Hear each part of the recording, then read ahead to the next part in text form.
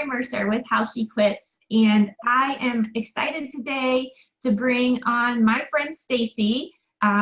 Those of you who follow me know that I'm a firefighter wife. Stacey is another firefighter wife. That's how we connected. Notice I'm not even going to try to say her last name because she's got this really crazy, difficult last name, so I'm just going to let her say that herself. But we want to share with you another story of a mom, busy mom, also with the crazy fire life schedule. For those of you who don't know, like 24-hour shifts, 48-hour shifts, like you are home alone, solo parenting, and running a business, and doing the daycare dash. And so really getting into your own business is a great alternative for that kind of situation. And so I was super excited to connect with Stacey, and she does social media management and consulting, which we have actually worked together before. I think right through the season that you were just quitting your day job. So Stacey, welcome, and why don't you introduce yourself? Thank you. Thanks so much for having me, Lori. I was really excited to get on this call with you. My name is Stacey HUSTLED, and I always say it's like hi, HUSTLED. That might help. I just put the pronunciation on my Facebook page as well because it's difficult. But so I am a marketing consultant, and I specialize in social media and content creation. And I started out as a social media manager exclusively, and then about a year and a half into it, started teaching social media, and I really enjoyed that piece of it. So I hold workshops, small businesses, and I also am a consultant with solopreneurs and small businesses as well. Awesome.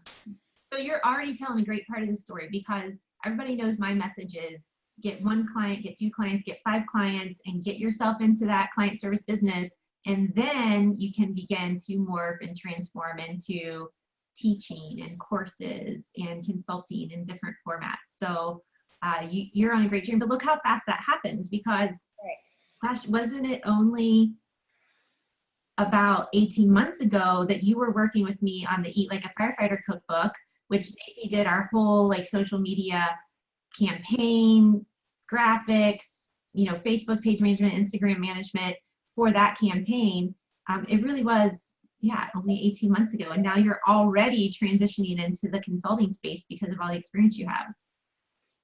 Yeah. So it was April of 2015 that I got my first client, and I was still working full time at that point.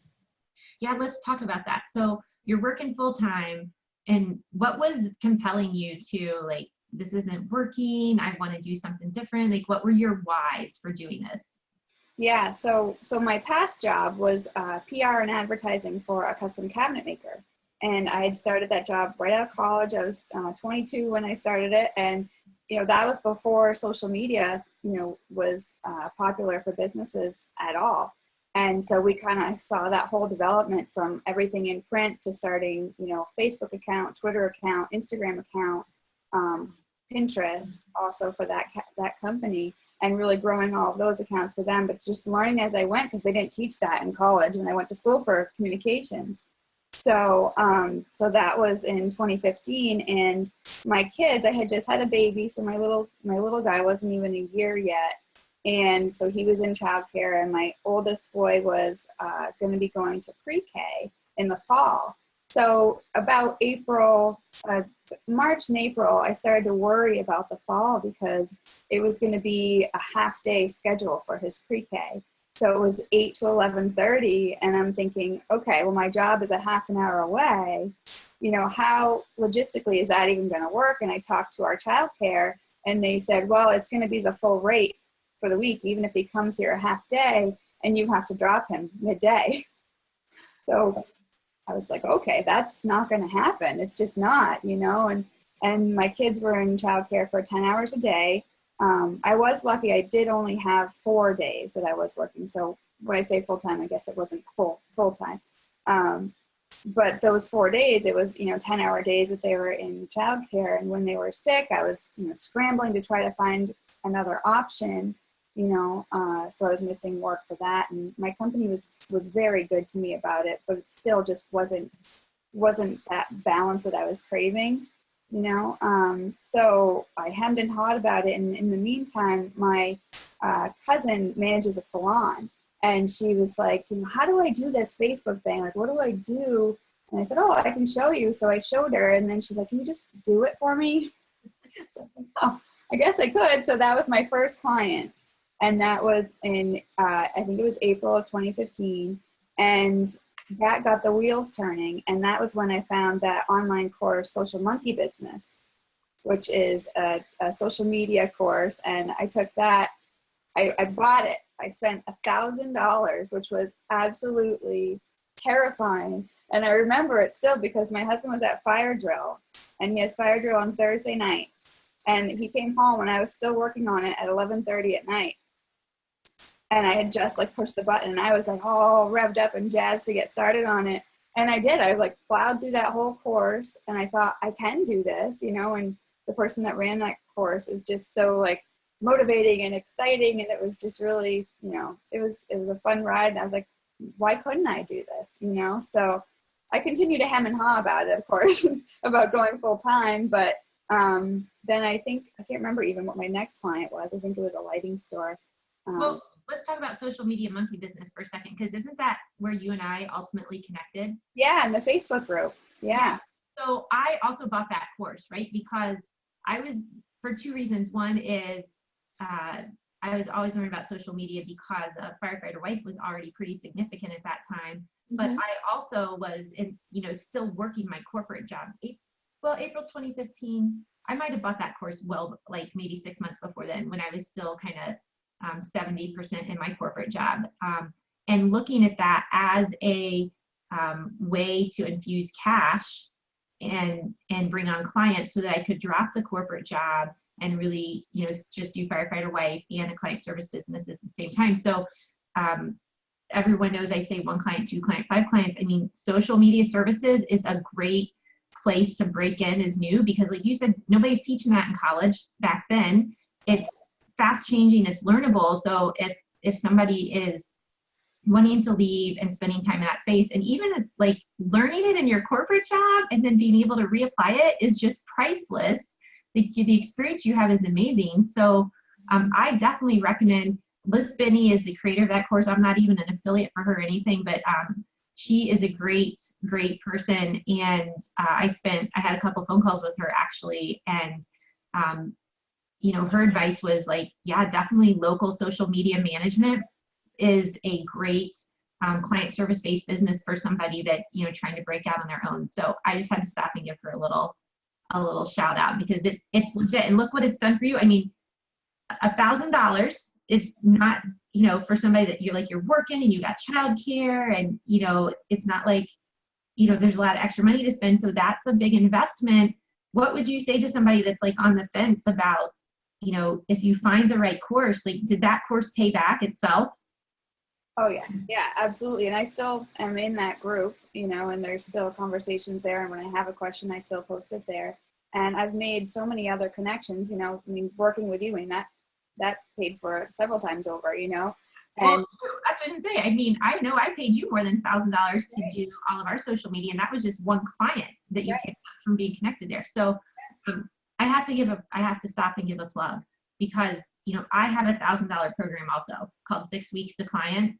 And I know, like, the reason I can charge that is I know that people will come out of that course making even more than that, because we're talking about even some higher dollar project rates than social media management. So if you're on the fence, I mean, Stacey, that's a great testimony for kind of biting the bullet. And I also know this about Stacey. She's very diligent in her money, right? So just like you have to be diligent in your family budget, you have to be diligent in your business budget. And there's a lot of bright, shiny objects out there of, well, now I want this course. Well, now I want this course. Well, there's something like 2% of the people that buy courses, only 2% of the people actually finish them, right? That's pathetic. So don't go after bright, shiny objects. Find the course that's definitely going to convert to cash for you, and pour your whole self in, and just put on the blinders and unsubscribe from all those other emails, right? Because you have to focus. Yeah. Because I mean, but the thing is, like, I'm at that point where I need to create my own course as well, and that's happening in the next few months. And so, which is exciting and really cool, you know, to think about the whole progression. And let me tell you, I've gone through that phase of ooh, shiny, and I've bought a lot of courses, and I've finished, not all of them. But at the same time, you realize later, oh, I might need this later. So I've gone back to it, and taken little pieces of it over again. So even if I didn't complete the whole thing, I've kind of applied parts of it. So, I don't regret, I don't think, any of the courses that I did buy. But does come a time where you do have to say, okay, no more courses. I need to apply, all these things I've learned, because there is so much good information out there. But one thing I was going to mention also is choosing a mentor or a coach was so helpful for me. And I've just signed on with a new one. I'm 4 weeks into that program, and I've accomplished more in the last 4 weeks than I had in the last, 6 months, just because I had somebody saying, okay, here's what we're going to do. Here's the due date. I'm like, okay, I'm going to follow those directions. That's right. So I highly recommend that. And I did that in April of last year. So after a year of being in business, I decided I need somebody who has the business that I want to actually walk me through how I get there. That's right. And she did that, and I got to that, to that point where I was, solidly managing several clients. And then I'm like, okay, now I want to do the course thing and transition to being a consultant. So totally makes sense. And so, I'm a big fan of that as well. Finding a mentor. Are you going to plug again? No, I'm not going to plug. I would plug my own. I think that I'm not the right mentor for everybody, right? You have to go find the mentor that matches. What you said was perfect. The person who's running the business that you want to run, that's who should be mentoring you. And, somebody that you admire, somebody that's, I don't even like to go to somebody who's just a little bit ahead of me. I like to leapfrog and go to somebody who's a couple levels ahead of me, that it almost scares me a little bit, that you're almost like, ooh, they're willing to work with me. Ooh, that's so exciting. And really be discerning about who you pick there. But you're right. It's if you were signing up for a college course, right, you wouldn't ditch the college course. You pay for it. You probably pay that kind of money, right? $1,000, whatever. And it's a expert professor, and you block the time, you block the class on your calendar, you block time to do homework. That's what you need to do when you're doing these courses as well. So I do 1 or 2 courses max a year where I just go all in and I block the time and really get hands-on, and it's super effective. But I just said the same thing to my advisor. I call him a business advisor. Yesterday, I'm sort of in a busy season, so we're taking a few weeks off, but I'm like, you need to text me in about 3 weeks and say, Lori, are you focused on this? Because that's going to be kind of my kick in the butt to say, all right, we need to get back on track. And I need you again to be giving me the clarity that sometimes you can't see yourself with where you're at. So. Right. When you're your own boss, there's nobody up here that you can ask. So yeah. At least what I do is I hem and haw and think about it and write it down and hide the list and think about it later, and then it doesn't ever happen. But it's okay, I need to put my money where my mouth is, learn this, and figure out what those steps are, and then do them. That's right. And when I was in the corporate world, I had a lot of business ideas and went in a lot of directions, tried a lot of things, and that was sort of the one thing I always wanted. I was I just want to ask somebody who's done this. Am I on the right path? Is this right? I didn't sort of want a generic course. I just wanted somebody to sit beside me a couple times and look at my business plan and look at my numbers and make sure I was on track, because it's a scary thing to throw away your salary and everything then counts on your ability to find new work and find new clients. And so you just want a little reassurance there. Did you have, what was the social media monkey business? Was that your kind of your linchpin that got you out of corporate and gave you the confidence? Absolutely. That was definitely the launching pad for me, because I could see that it could be done. And then you have the group, of course, which is great to have with the course, because you can talk with other people that are going through it, and other people were doing it. And I was like, I can do this. So that was the beginning of it. And then I actually met with a local person who's part of the Small Business Development Center, and they have the New Hampshire branch is located very near to me. So I went in and talked to them, and the woman that I worked with she gave free business advice, and she this was very encouraging, and she was so excited for me, you know, and I would go back and see her. I only saw her a couple of times, but she continued to send me emails, and if I had a question about insurance or, you know, anything business related, because I never thought I was going to run a business, you know, so I'd be like, I hadn't even thought of that, you know, and I'd shoot an email to Nancy and she'd help me out with it. So, you know, that was a really good local resource. And I saw her yesterday at a networking event. So, you know, she's still referring people to me, which is great. And that was, you know, 2 years ago. So, so I had her, and then, you know, I had that coach the next year, and I'm part of her Facebook group. So we chat, you know, once in a while too. So I think your mentors change as you decide what direction your business is going to go in. And I think it doesn't have to be one person, it can be several, and because they have specialties too, you know, and so I've been very lucky to have connections with women who are ahead of me or in other positions where they can advise me. Yeah, I love that. I love that. And, you know, even as like my firefighter wife thing grew so big, I realized I was in a space where I didn't have a mentor for a while, and it was so lonely and so difficult. And, you know, I was trying to pinch pennies and not, you know, spend money on that, but it was so needed, because you're just, you know, you're alone in this beautiful office that you made, and you're working from home, and it's great. But you know, I think our brains work better together, and when we're challenged and continually learning. So that is super good.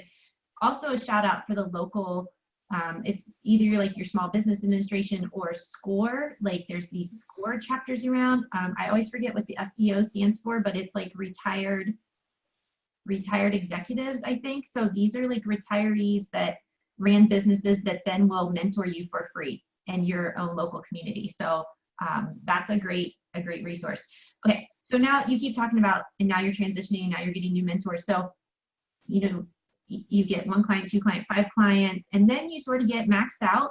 Like, all right, I'm doing client work. Maybe you even hire a couple people and start streamlining that. You know, you're sort of delegating off some of the tasks, and maybe you then take on 6 clients, 10 clients, like whatever your number is. And at some point you realize, I can do more, I can help more. Like, it's really like, oh, I can only help these 10 people right now. But if I had a different business model, I could help more people in a different way. So that is like probably the number one thing I'm hearing from everybody running online businesses right now is, how do I break into kind of the one-to-many mode, or, you know, what does that look like? And the number one thing you do is what you said, you raise your prices. So I think we were talking about this before we started the meeting, right? You raise your prices, so you start sort of taking on higher caliber or higher quality of clients because you have this experience. And then you got to start freeing up time on your plate because you want to be able to offer one-to-many services. So that's where you are now. You're leveling up, and that happens so fast, right? Like 12 to 18 months into your business. Is that right? Yeah, it doesn't feel like it was so fast, but at the same time it does. But I mean, the first year I was in business, so do you remember my son was in a half-day schedule? So I quit my job in August of 2015, and so he started school in September. And so I took on babysitting some kids in the afternoon. So my youngest went to childcare so I had 3 hours in the morning when I was working on my business. Yeah. So I had, you know, 3 clients, and I also kept my corporate client for a year. So my, you know, who I was working for before became a client of mine. So I worked for them for a year. So I gotta stop right there, because that is so brilliant. Like, everybody who's out there going like, how do I let go of the salary? What do I do? I mean, math is not emotional, right? Like, the numbers just add up. So you were able to keep your current client, your current employer as a client because they love you, right? Like, most likely if your current employer loves you, they'll take a little of you if they can't have a lot of you. So there's a client, a couple other clients who came totally from your local referral network. You didn't have a website, you're not even advertising yet, right? Just local referrals. And then you bridge money some more with a little bit of childcare.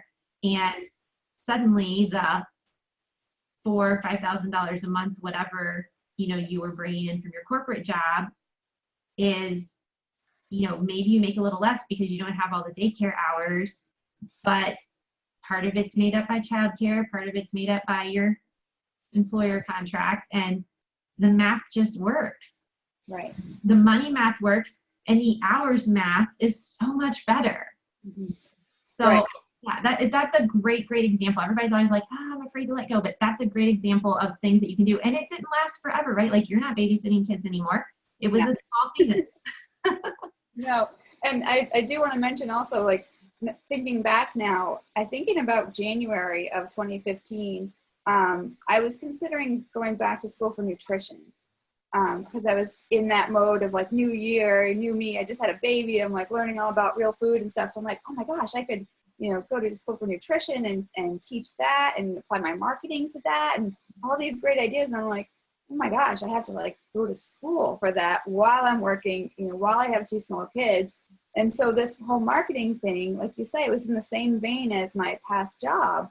So it just made so much more sense to, make that lateral move, within the same industry, but for other companies, still doing what I've been doing for years, but applying it to new businesses, because I feel for people that are going into something completely different because there's no way they can hang on to their old job, So I just wanted to make that distinction as I was just remembering that my aspirations to be a nutritionist, which probably I wouldn't even be one until by now, maybe after all that time. But this is the most common story we hear. It's like we have these passions and dreams, and we think we want to I want to teach Zumba classes or whatever. That was never me, but I hear people say that. Right. But then you quickly realize the pragmatic way is use the skills you have. It doesn't, you can't ever go back and do the nutritionist, or maybe the nutritional part is just, I'm passionate about that and that's what I'm going to do for my family. And maybe you pick up a couple clients in that space and you can still share the skills, right? So that's a really good point as well. Yeah, and I have a client right now that is a startup cooperative grocery store. So I'm, that's in that real food, organic, support your local farmer, local business, all of that stuff, and have a lot of fun with that account. So, and I could definitely specialize at some point if I wanted to, working with that particular kind of client. But that's open for me. If I wanted to do that right now, I could switch right over and do that, So that's the beauty of working for yourself. Yeah. Yeah. Well, and you were saying earlier, maybe this was before we were recording too, that you can transition clients, right? Like sometimes you outgrow clients and, or, you get them up to a point that they don't need you anymore. And you have a choice of which clients you want to take on. Like I really try to take on fun projects. Like I spent 22 years in corporate doing important and helpful, but somewhat boring industrial work. Kitchen cabinets, I'm sure you don't hate them, but it's way more fun to work in a space you love, like Whole Foods or, something more fun. So yeah, that's awesome. That's a great benefit. Okay, so we're talking about this transition. So we could talk forever about that. Like that's a whole nother, I think I hear this so often, I want to do even a whole nother series on how you transition out of one-on-one client services work into the one-to-many, because it really is the next way that you level up and change your income bracket and your revenue earnings and whatnot. But it's a different business model. Like that's probably my coaching to people right away is, do not try to start a one-on-one client services business and a one-to-many consulting teaching business at the same time, because they are 2 different businesses and you just kind of don't have enough bandwidth really to give yourself everything to those. But you'll get to a point that you do, like you are. Gosh, okay, let's see. There's so many other things. What have we not hit, like in the space of, if there's women listening to this who are in their corporate job, who are facing that whole, why does my childcare situation have to change every season? Because it does. That's just, doorbell's going to ring. UPS is here. Okay. I just saw it run up. Why does it have to, childcare changes every season. Your kids get older. There's part-time, there's full-time, right? The control freak in me used to fret over that. And then I just kind of, after 4 kids, got it to peace with, all right, we're steady for a season. We'll be lucky if this season lasts for 18 months, and then we're going to have to reconfigure childcare, right? So there's women listening to this, sitting in that spot, sitting in their cubicle, frustrated with the drive, frustrated with everything. What is your best piece of advice to them as to what are the next steps they need to take? Well, if they're able,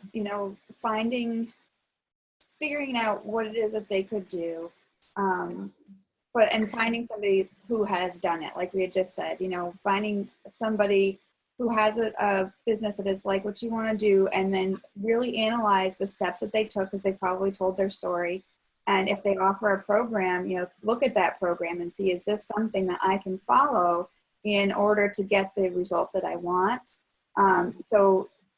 If you have 7 ideas, pick one, and one possibly that you can start in the evenings or in weekends. And I know that's your time with your kids then, but if you can have the grandparents help out for a few weekends so you can, slog through that course, that's what I would recommend. And, initially that first season of working for myself, when I had the crazy schedule with extra kids and all that stuff, I didn't really have weekends with my kids because I, had help with the grandparents or my husband when he was home.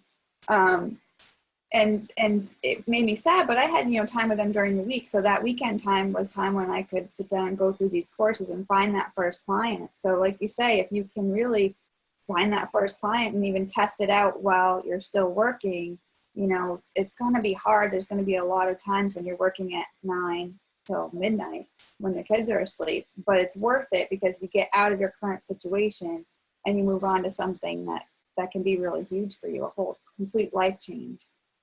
That's right. And, not a lot of people talk about that because it's not popular, right? Because the hustle, like a lot of people that are out there talking about the business hustle, it sort of drives me crazy because I'm like, you have no clue. You're single. You have no kids. Right. 24/7. I don't care. Like, awesome. Go hustle. But the mom hustle, the working mom hustle is really, really tough. And I think you're right. Like, you have to be okay, and your spouse has to be okay with, hey, this is going to happen for a few months until I get to the tipping point, right? Like, you have to have here's what the numbers need to look like. Here's how many clients I need to have, and short term, this is what I'm going to do. And, I'm even in a place right now where I'm up leveling again my clientele, like the types of clients I'm working with. And one of those first opportunities came in a few weeks ago when we were in a heavy travel season. So I told my husband, I'm like, I really want this client. I really want this work. You realize this means I'm going to have to work the next 2 weekends. And he was like, he's finally on board and getting it, right? Like, the firefighter schedule matched the entrepreneur schedule. He's finally like, oh, I get it. I understand. This is a big opportunity for you. And for 2 weeks, we can do this. And we did. For 2 weeks, we did it, right? But you have to know that there's an end point, and you have to make sure you're intentional about self-care, because I'm not too proud to say that, gosh, what was it? Maybe 6 or 7 years ago, right? When Groupon was brand new, Groupon was only in Chicago. Me and one of my other corporate executive mom friends who had 5 kids had the brilliant idea that we were going to beat Groupon to our market. And we did. We created a Groupon knockoff in Columbus, Ohio, faster than Groupon got here, and we were doing well. She's got 5 kids, I've got 4. We were both traveling. She was going out to Seattle all the time, and I was going to Europe all the time, so we were often 12 hours apart when we were working on this. And we did it, except we both ended up so sick from burning the candle at both ends. And the mistake was not that we didn't hustle hard enough, but that we needed a ton of capital to get ahead of Groupon, right? I'm talking like hundreds of thousands of dollars.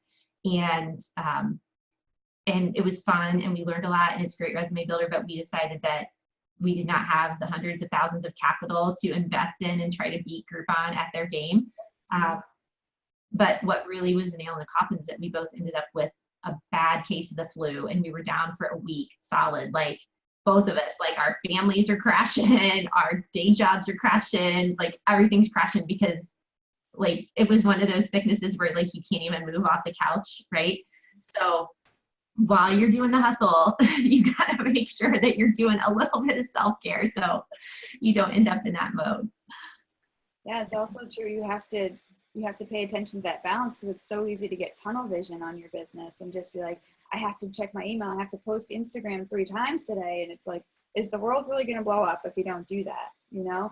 And I went through maybe a year where I was like, just, you know, hitting my Instagram daily and just, you know, researching hashtags and all that stuff. And I'm like, this isn't really bringing in clients. Why am I spending all this time on it? So I still post to it, but it's not, you know, a huge focus for me anymore. I've seen it work for other, you know, other clients. And that's where it's also different with social media, because you just really, you have to test and keep testing. And it's hard to know from the first, you know, go around what's going to work and what's not. So you have to just keep plugging away on it. That's right. And I mean, social media burnout's a real thing. I hit seasons of that as well. Like, you know, Firefighter Rice got over 100,000 followers, and there were seasons that I'm like, I cannot look at Facebook anymore. Like, I can't.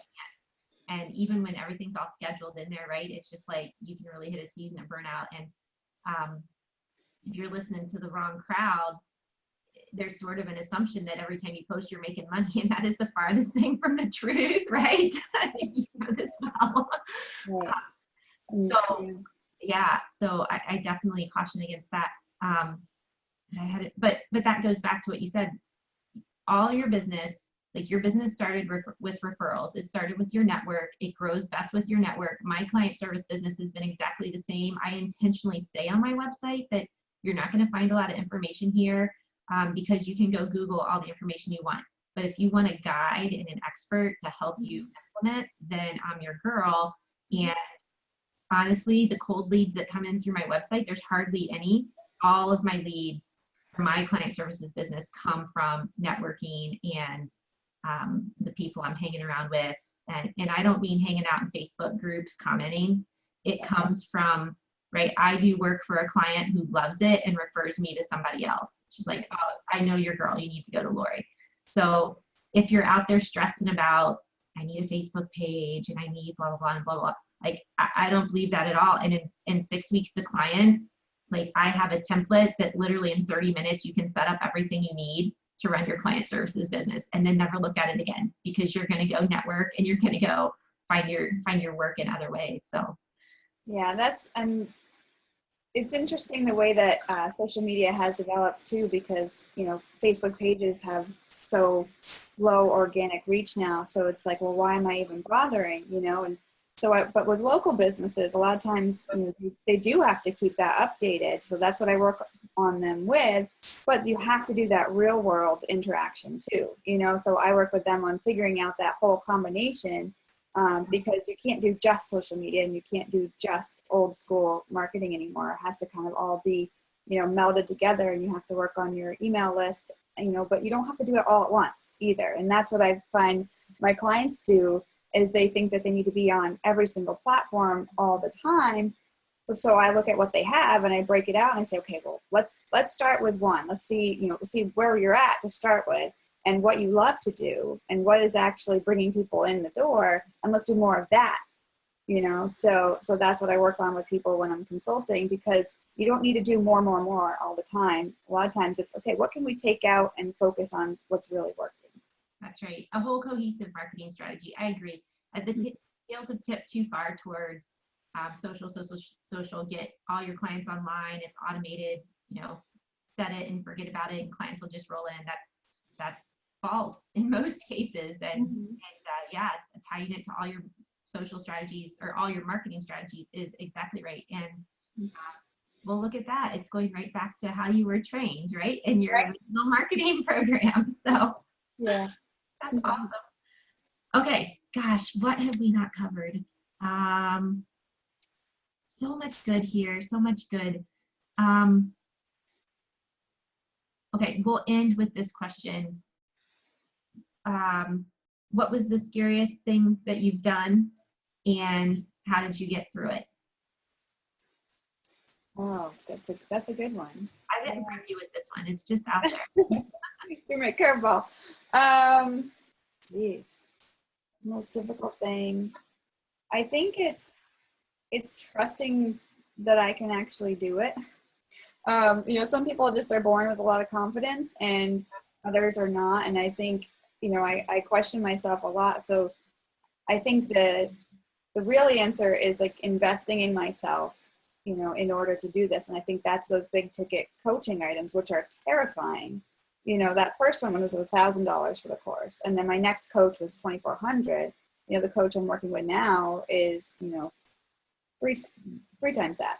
So terrifying isn't, you know, the word, but it's like, okay, so now it's on me. It's my work to do. And if it doesn't work, it's not the coach's fault. You know, it's, you know, most of the time, it's my thing and I have to do it. So I take the responsibility and move forward with it. You know, I could say, okay, you know, I just, you know, I'm happy where I'm at, or maybe go back to corporate if it's not working perfectly, but that's not what I want to do. I want to get, you know, into a schedule where I can, you know, be with my kids and my business runs on its own, you know, and you can't do that when every session you have, you know, when every dollar depends on you having an hour with a client, you know, and you just can't do that. So that, you know, realizing that last month, I'm like, okay, well, what do I need to do? And so the scary thing was, you know, choosing the route that I was going to take and then actually doing it, if that makes sense. Totally. And, you know, I think that's a great lesson for everybody here, no matter where you are, what stage you're in. Like if you're still in corporate, I mean, the first step is to get clients and clients at a good hourly rate, and then to get better clients at a higher hourly rate, and then to really look at your business model. I'll tell you, now I got to stand up and show you guys a book. This book I reference all the time, right? Business Model Generation. If anybody's done B School, Marie references this. You have to be strategic and intentional about your business model and be iterating on that moving forward. And you're on the perfect path to enhance your business model so that, like you said, not every dollar is based on your hours and your availability, even when it's good dollars per hour, right? Like sometimes it's enticing to be like, oh, another $80 an hour? Like, okay, I'll go do that, right? But I want to take vacation. And so that's a great new season to be in. And you're a success in so many ways, and an inspiration. And you've done it when your kids are little. So that's a huge blessing. And yeah, I'm so glad that you shared your story. Let me go over here and make sure I share your website. Let's see. Okay, here is Stacey's website, greatbrookmedia.com. Beautiful, like there's all her pretty teal, mention her eyes. Beautiful website with Stacey's offers. Look at those great graphics she's created. You can learn a ton from her. She's doing great stuff in the marketing space. And for those of you who have not yet signed up, right? So if you go to LoriMercerCTO.com, How She Quits, you can find more information about the programs that I am offering to women just like Stacey who are trying to find their way out of the corporate world. We are lists now out on our website of virtual work opportunities. So that whole networking thing, I want you to be in my network, ladies, because I want to train up women, high quality women like Stacey, because there is high quality work out there that's going unfilled, right? There's 3 jobs sitting on my website right now that we're trying to fill with women with professional skills that can do so in a part-time, flexible, freelance kind of situation. So the work is totally out there. And right now, you might not be listening to this program at the right time, but right now we have open our applications for 6 weeks to clients. And that is, if you're looking for that mentor that Stacey mentioned, I would love to be that mentor for someone who wants to move into the client services space and do virtual part-time freelance work. Pretty much you can do this at the same rate that you're making in your corporate job, but you're doing it from home and you get to talk to nice people like Stacey and a community of women like that. So thank you everybody for listening. Thank you, Stacey, for sharing your business. And you have 5 seconds for one final parting word. What do you tell these ladies? I want to say good luck. You guys are doing great, and I can't wait to see you in the group. Yeah, awesome. Thank you so much. All right, have a great day.